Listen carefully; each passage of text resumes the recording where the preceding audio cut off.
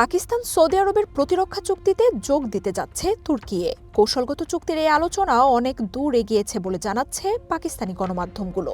যে কোনো সময় চুক্তির ঘোষণা আসতে পারে বলে জানিয়েছে ব্লুমবার্গ। গত সেপ্টেম্বরে the strategic mutual defence agreement SMDA নামে এক চুক্তি স্বাক্ষর করে পাকিস্তান ও সৌদি আরব।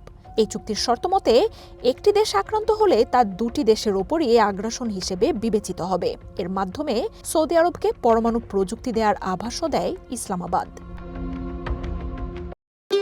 ভবিষ্যৎ হোক নিরাপদ, বিনিয়োগ হোক বিশ্বস্ত, আর আমার পছন্দ সল্ট বে। ওয়েলকাম টু সল্ট বে। পাকিস্তানের প্রধানমন্ত্রী ও সৌদি যুবরাজের স্বাক্ষরিত এই চুক্তিকে মাইলফলক হিসেবে উল্লেখ করে বিশ্ব গণমাধ্যমগুলো। এরপরই পাক প্রতিরক্ষামন্ত্রী ইসহাক দার জানান, আরও বেশ কিছু আরব ও মুসলিম দেশ এই চুক্তির অংশ হতে প্রস্তাব দিয়েছে।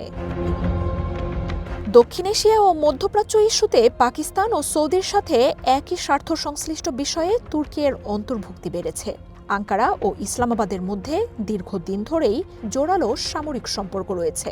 প্রতিরক্ষার একাধিক প্রকল্পে কাজ করছে দেশ দুটি। পাকিস্তানের হাতে থাকা আমেরিকার F-16 যুদ্ধবিমানের রক্ষণাবেক্ষণ ও সংস্কারের কাজ করে তুর্কি। পাক বাহিনীকে যুদ্ধজাহাজ সরবরাহ করে আঙ্কারা। অপরদিকে তুর্কির ড্রোন প্রযুক্তির নতুন অংশীদার সৌদি আরব।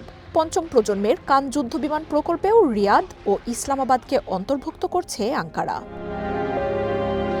ব্লুমবার্গ বলছে, কৌশলগত এই প্রতিরক্ষা চুক্তিতে আঙ্কারার যোগ দেওয়ার জোরালো সম্ভাবনা তৈরি হয়েছে। প্রতিরক্ষার এই জোট মধ্যপ্রাচ্য ও এর বাইরের নিরাপত্তার ভারসাম্য ও সমীকরণকেই পাল্টে দেবে বলে জানাচ্ছেন বিশ্লেষকরা। মার্জিয়া উপমা, ওয়ান ইন্টারন্যাশনাল ডেস্ক।